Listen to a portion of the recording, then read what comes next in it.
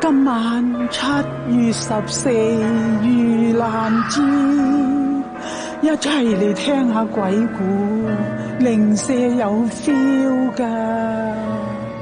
各位，今日同大家講下7月半，亦即係中元節。好多人一聽到呢個節日，第一反應就係鬼節，覺得陰氣重，夜晚唔好出街，成日將佢同啲恐怖元素結合。其實喺廣東，尤其是潮汕地區，呢個節日唔單止唔嚇人，反而藏住我哋中國人最樸素、最慈悲嘅善意。按照道教嘅正統講法，一年有3元，對應天地水三官大帝。正月15上元節，天官賜福；7月15中元節，地官赦罪；10月15下元節，水官解厄。好多人可能誤會地官赦罪係放啲惡鬼出嚟害人，其實完全理解錯誤。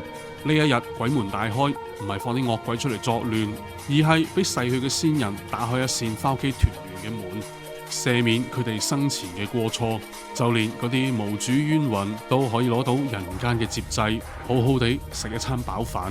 潮汕人成日都講7月初1開孤門，7月30孤門關，成個農曆7月都係普渡師姑嘅日子。咁而7月15就係正日，儀式最為隆重。所謂嘅師姑，簡單啲嚟講就係布施孤魂，拜嘅唔係同自己有血脈相連嘅祖先，而係歷朝歷代戰死沙場嘅士卒，再放年份顛沛流離嘅餓殍，下南洋葬身大海嘅遊子，早早夭折冇人供奉嘅孩童，所有冇人牽掛、冇人祭拜嘅漂泊靈魂，全部都係師姑嘅對象。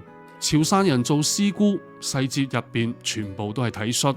普通人家拜祭，祭品唔會高高擺上供台，而係直接鋪喺地上，擺喺巷口、路邊。老人家話，孤魂入邊有傷殘嘅士卒，有年幼嘅孩童，佢哋可能唔夠高，擺低啲先確保到佢哋個個都有啖飯食。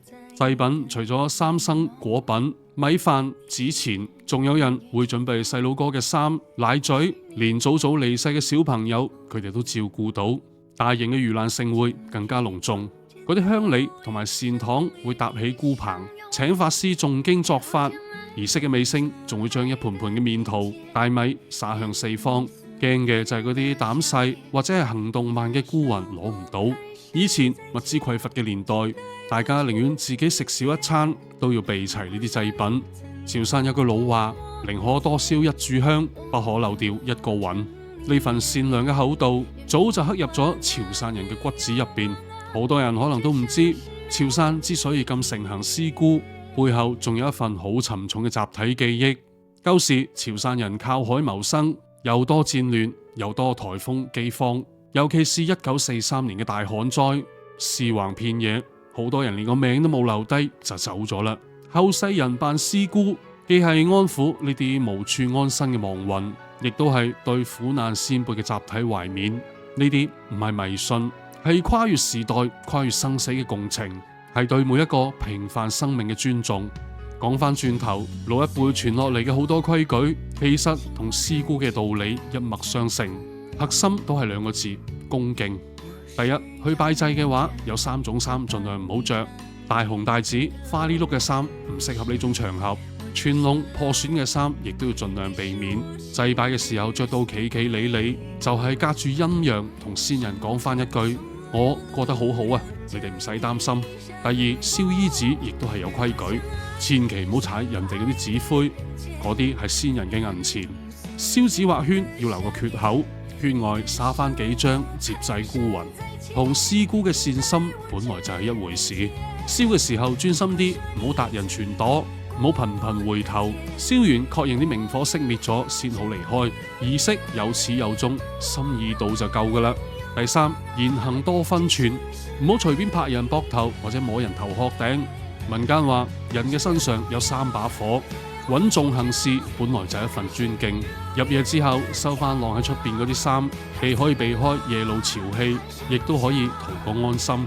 路邊嘅祭品、陌生嘅物件，千祈唔好執。不貪小便宜，不擾人祭祀，呢啲係最基本嘅尊重。其實講到尾，中元節根本就係咩嚇人嘅鬼節，祭自家先祖係盡孝道，既思念布施無主孤魂，係行善心、講慈悲，就好似潮汕嘅師姑，佢哋拜嘅唔係鬼神，係對苦難嘅共情，係對弱者嘅體恤，係我哋中國人骨子裏嘅溫良。